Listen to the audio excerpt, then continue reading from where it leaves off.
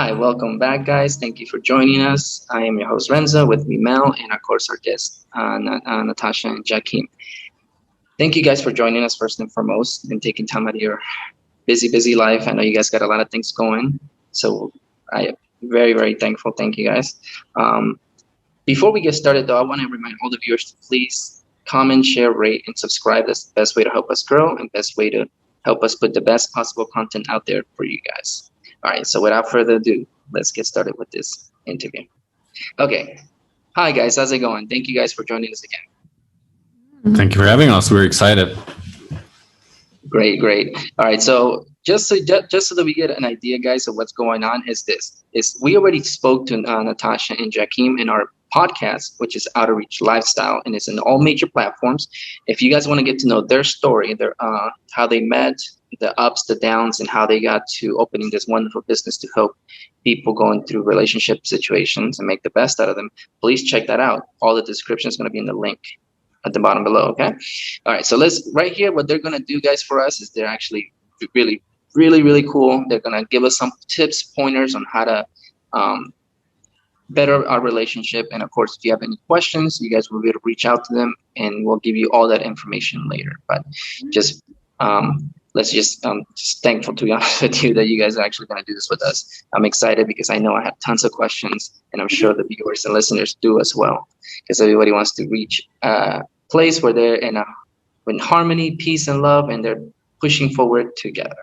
Okay, so first, let's just go right into, tell us a little bit about the company, about what your mission is, so that everybody has an idea.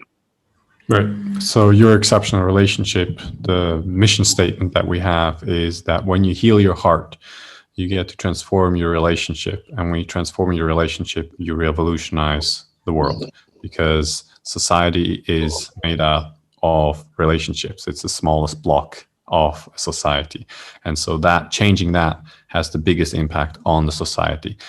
But you can't change it without going within and changing yourself, because you're part of whatever dynamic is happening in the relationship right now. So when you change your step, your dance, your partner can't do the same dance anymore.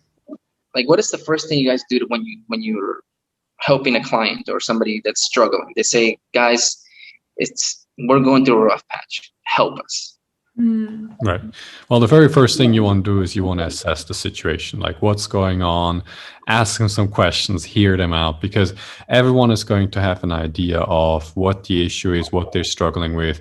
And most of the time they have some kind of idea of what they think the solution is. And pretty much 9 out of 10 times you start off at one level, and as you start unpacking, you realize, well, okay, so there's fighting, but there's a whole bunch of other stuff that's not quite right. So you need to address those underlying structures, because the problem that's at the tip is supported by all kind of structures of relating and beliefs and ways of being together. So when you change those, that cannot come to fruition anymore. And most people are just busy looking at the tip and be like, well, let me get rid of this thing and everything else will be good. And we're like, well, if you want to get rid of that, you gotta go first down.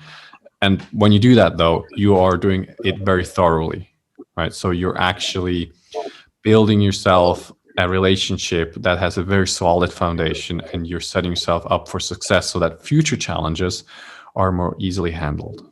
That's actually very good. This is a good way to start evaluating the situation. So let's go ahead, and somebody says they come in to you guys and say, our communication isn't the best.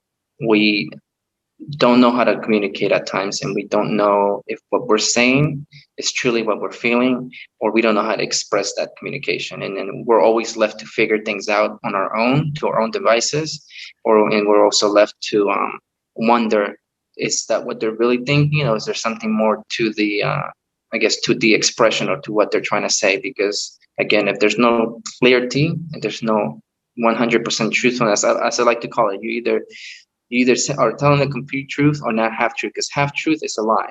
When you don't say something completely, you're not clear and thorough about it, it's a lie, right? Am I correct to say that, or is that something wrong?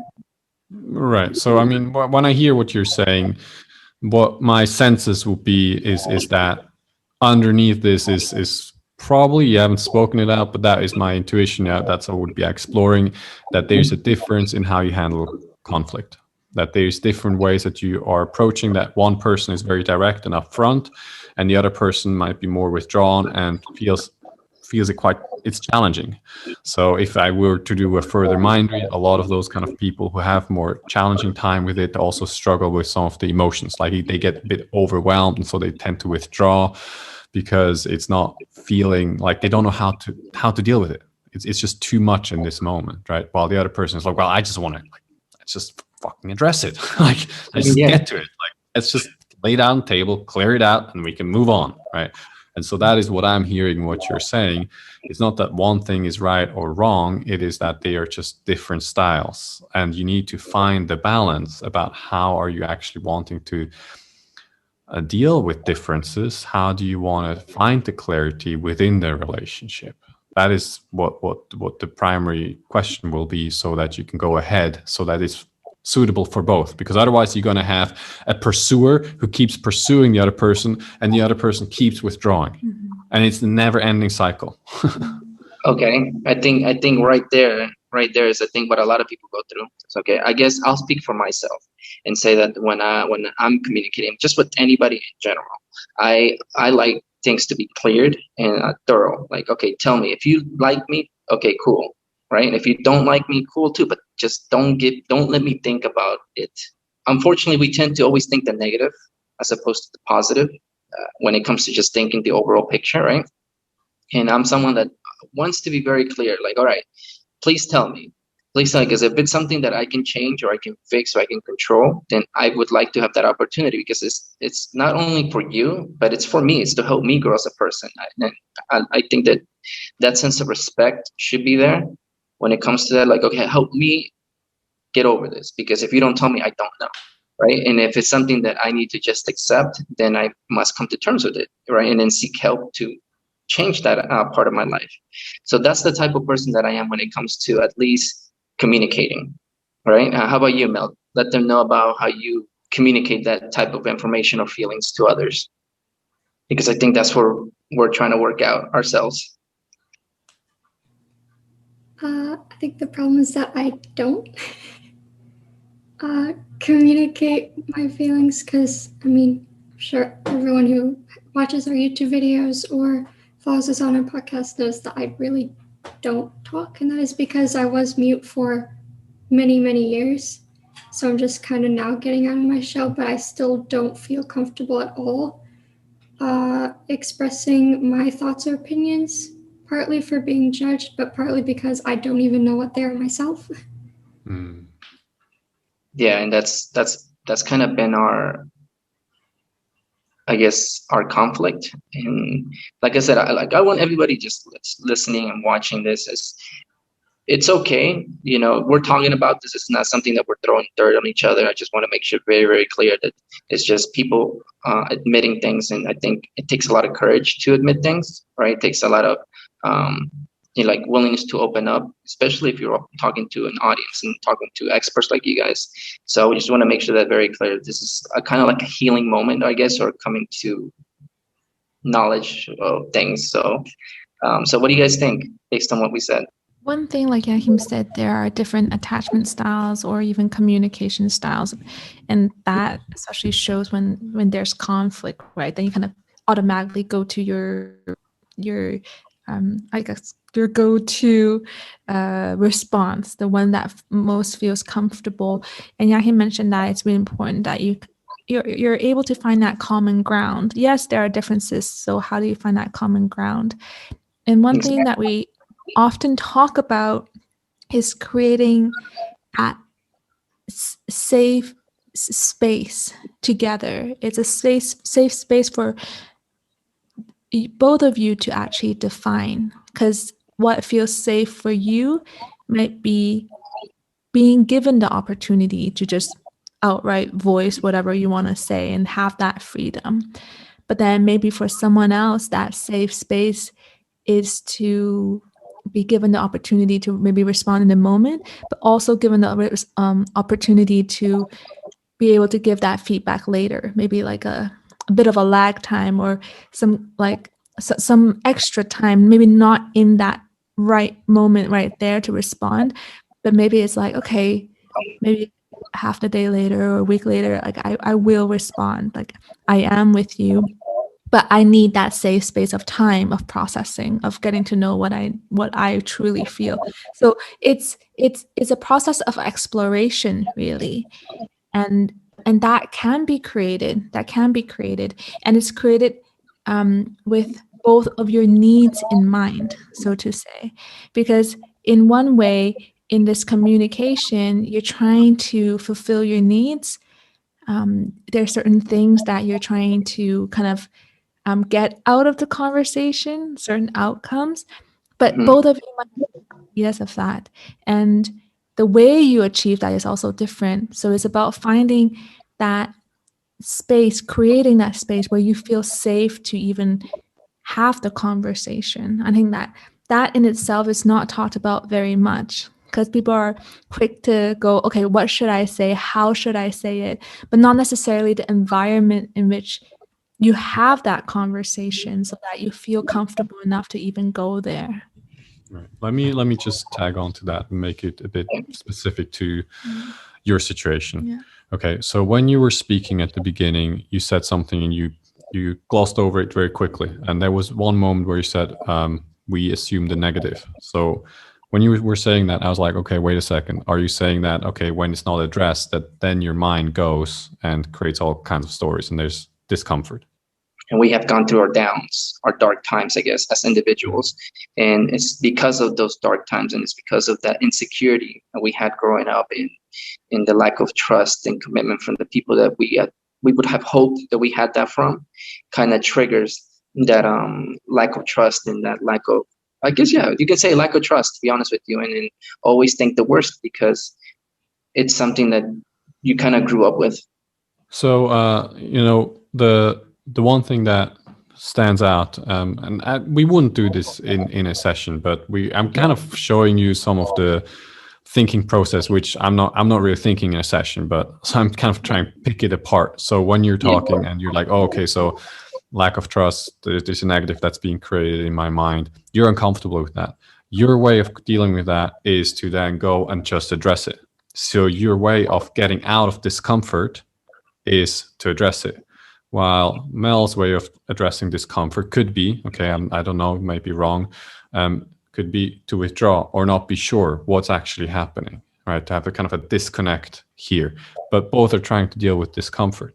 Now, what you can do, Renzo, in this case is actually work with what is going on within you so that you are diffusing the situation by being less emotionally triggered or reactive when this kind of communication pattern happens, because then you can approach a situation very differently. You can come from a much calmer place rather than from a place of, I got to just, work it out, right? And if you were to look at Mel's situation, the stuff that she shared, what you can do is spending some time with yourself, not to analyze yourself, but just to feel. Just be with yourself and feel what is happening. And it's okay if you don't feel much, but at least you're putting the attention towards what's happening in your body, right? So those are some of the quick stuff of what I'm just picking up. Of course, in a session you actually want to pick it apart and ask some questions around it to really kind of clarify it, and also for you to see more of what's really happening, because the clearer you see it, the clearer you can do something about it. Absolutely. And you said some things that do kind of make sense to me. And I try to come in with the most calm mind as possible, because I've been in relationships where just it goes right into yep, and assumptions and accusations, as opposed to let's take a deep breath. Let's really talk about this and analyze it, because then you're going to close your mind and thinking it's one way when it really isn't. Right. And in this, I guess, aspect is kind of like, okay, well, let me come in with an open mind.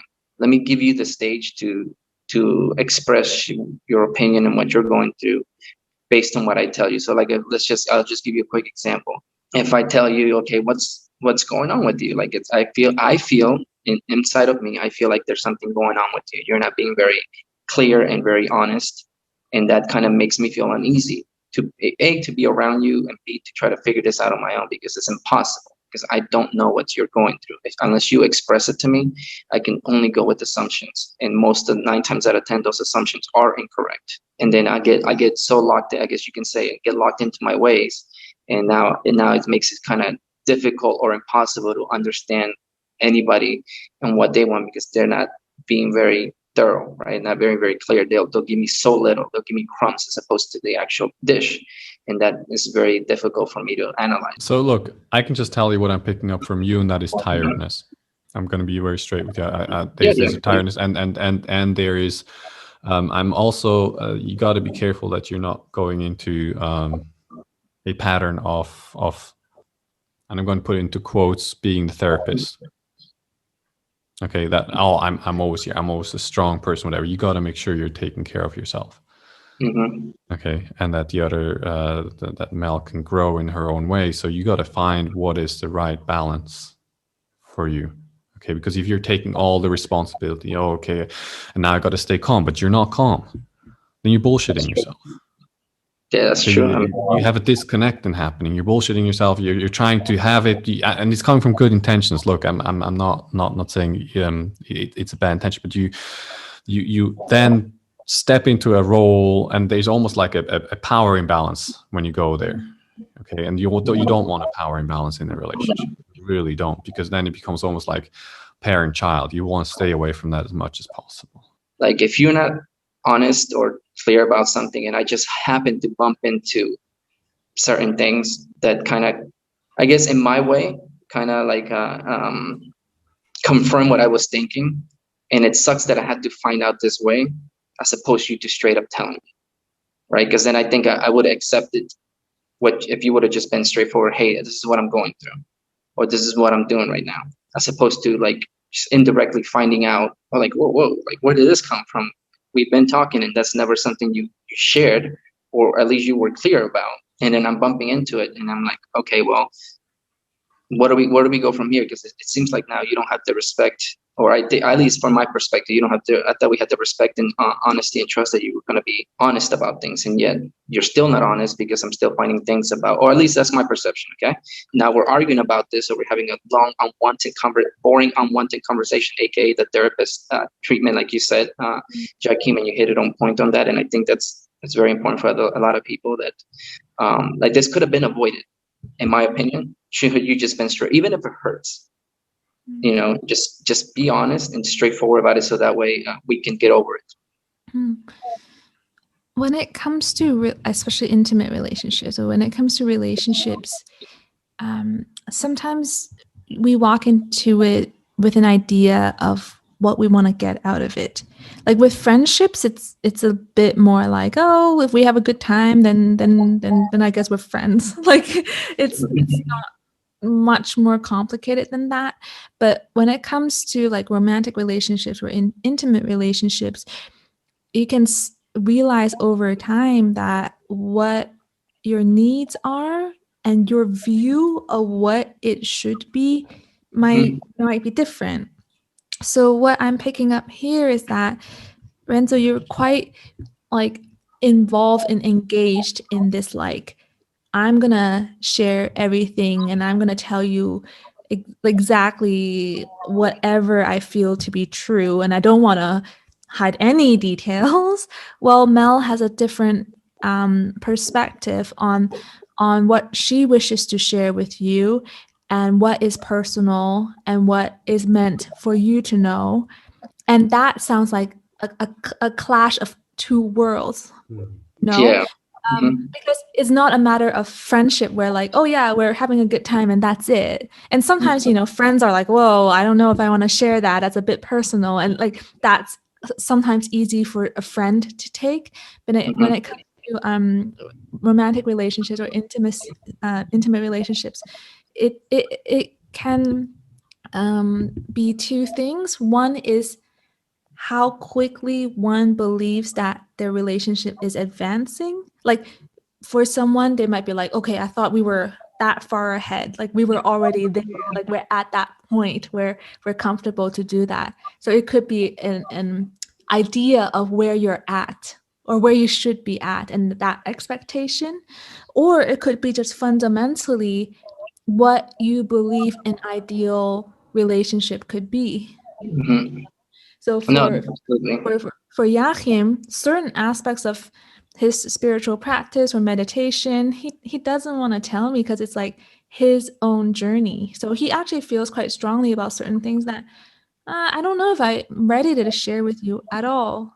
So there's certain aspects of his life or his spiritual practice that he chooses not to share with me, but that's kind of like his own choice, and for him, he believes it's a healthy thing, that he has parts of himself that he doesn't need to share with me. But I think it's either one person believes that they're progressing already further than this, or it could be literally like, what is your vision of the relationship that you want? Because, for example, for Jachym and I, we want to share our worlds quite a bit. And I mean, living together, like how can you not more, right? Because we're like, we spend more time, and there is more overlap in our life.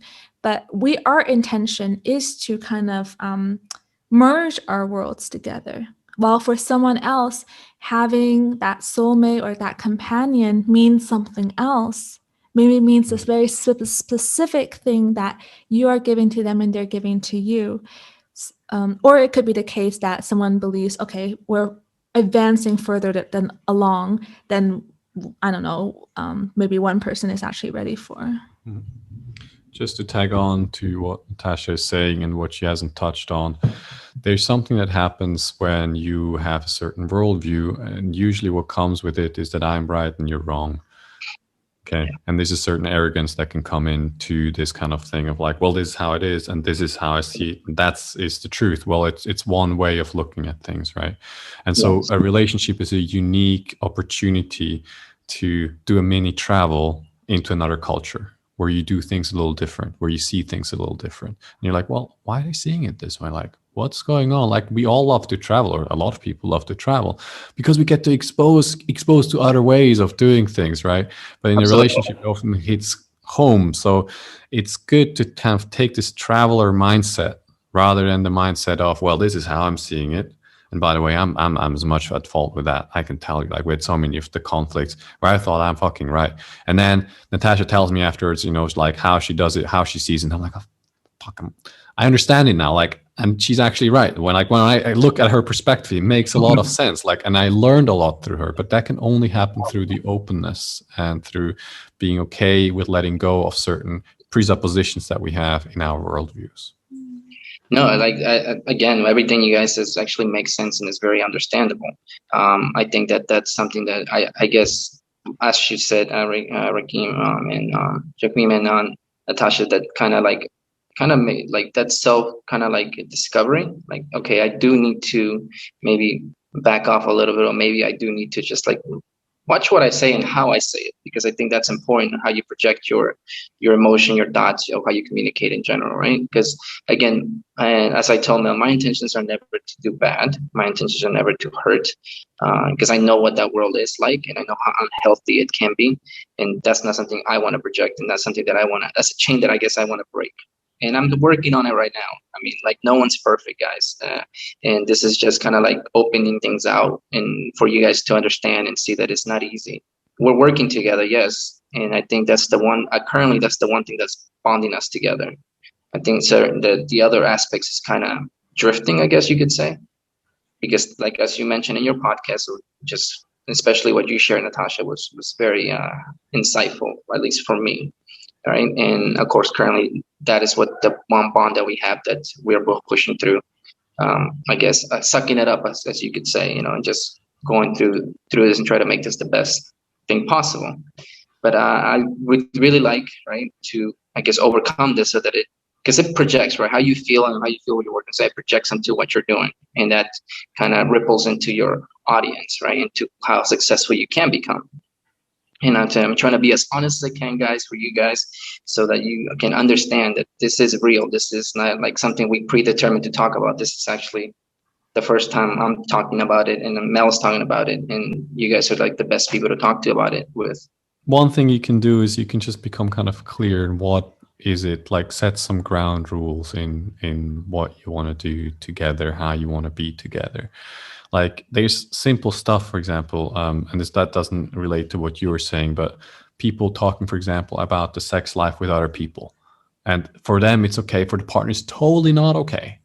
Like, it's like, are you out of your mind? Like, why are you talking to people about our sex life? It's none of their business. You see? So those things are so normal that you have just a difference of opinion about what you want to share, what you share with public, what you want to share with your partner, all those things. Like, okay, what are we trying to create together? Why are you together? Honestly, for me, the attitude of suck it up, you got to be careful with it to not drag yourself too long into something that's not right. Like you want to be honest and actually come back to like, what is it that you want to do here? Like, why be together? Like, what is it that brings you together? What is it? What's the love? What is it that you want to nurture in the relationship? Those are the questions that you can ask. And then from there, everything can align because you're like, well, we want to nurture the love. We want to nurture the intimacy that we have. Okay, well, these kind of behaviors are not really aligned with that. Like how I'm showing up in the conversation, that's not really aligned with that. So you commit to making a change. Doesn't have to be an instant change, but you're working towards that. And one great thing you can always do is you can get help separately as well, because each one of you and each one of us had our own issues. I had my daddy issues, as I've shared on the podcast. So those things impact the relationship, right? Like moving on, what is some tips that you guys can give our viewers just in general? So one thing that's really, really crucial in relationships is self-awareness. And that's often lacking. Most people are busy pointing fingers at the partner. Well, if only he would be different, it would be all great. So one thing that you can do is very practical. Do your own little assessment, so to speak. It takes a little bit of time though, and some maturity and observance, but just spend some time by yourself without any distractions. So no phone, no books, no computer, nothing else. Just be with yourself. And what you will notice is that your mind will create all kinds of stuff. Yes. And that is the interesting part to look at. What is it creating? You don't have to analyze it like a psychoanalysis or something like that, but you want to start paying attention because often in those moments, those inner demons come up. Now, the secret about the inner demons is that they actually have no power whatsoever. It's only the power that you give them because you believe in them. And you believe in them by suppressing them and running away from them. So when you stop running away from them and you face them, they lose their power. Right. So that's one very practical thing that you can do. You don't need your partner, but you can be with yourself. The more comfortable you are and at peace you are with yourself, the more fully you can give yourself into the relationship. The more conflict and divided you are in yourself, the more division you're going to bring into the relationship. No, absolutely. Anything you want to add to that, Natasha? I would look at what feels most uncomfortable. So it's kind of to observe the patterns that you currently have. And for some people, it's complete opposite. Like for some people, it's extremely uncomfortable to not say anything and actually listen. Or for some people, it's extremely uncomfortable to speak, but it's so comfortable to listen. Or for some people, it's uncomfortable to be vulnerable and emotional, while some people find it easy to just be overly emotional, but actually not.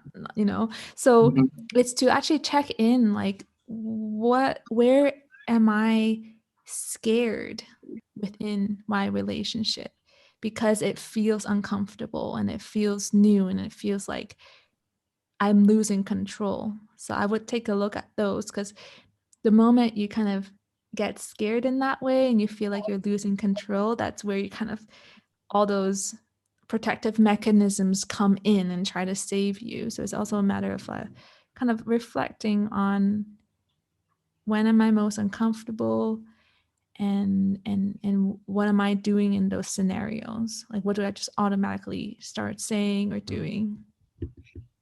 Yeah, I mean, that's fair enough. Everything's insightful. I mean, just giving me a lot of perspective on what needs to be done. It's awesome. Everything you guys said does make sense, does resonate, and I appreciate you guys for your for not beating around the bush, just being straightforward with it, because I think that's important when you want to get a message across in general. But okay, so that we don't go to overtime here. If they have any additional questions or any suggestions for you, like how can they get in touch with you guys? You can go to our website, yourexceptionalrelationship.com, and you can reach us through there. Do we have any other channel? No. Oh, the what podcast? The podcast, yeah, we have a podcast called awakenedwife.com. You can go to awakenedwife.com. There's a podcast you can subscribe through whatever channel there is. It's geared towards women in committed relationships. Awesome. So if that's something you guys are interested in, please go check them out. Give them some love. Use this resource, guys. This is awesome. We have this resource available for you guys. Please use it. Please reach out. Please listen to their podcast, and then you'll get more insightful details on what you're going through personally in life. And hopefully that will be of some help for you guys, because we're always here to reach out and help. That's what we want to do. Okay. All right. So as we're getting ready to wrap up, guys, please don't forget to comment, subscribe, share the video. That's a good way to help us grow. And we are doing a giveaway for once we reach to that 50 subscriber mark. We're giving away a $25 gift card to a store you're choosing. As we continue to grow, I guess this is a new project for us as well. And we're working towards giving you the best possible content, bringing the best possible guests. And hopefully all of this is a blessing for everybody to listen to these stories and share these experiences, because that's what we're all about. And of course, if you have any questions, comments, and concerns for us, please email us at howtoreachlifestyle@gmail.com. You guys have another quote you guys want to close this with? I know probably I caught you off guard, but I think there was two quotes that was shared with us. I don't know if you had the other one in mind. Right. Okay.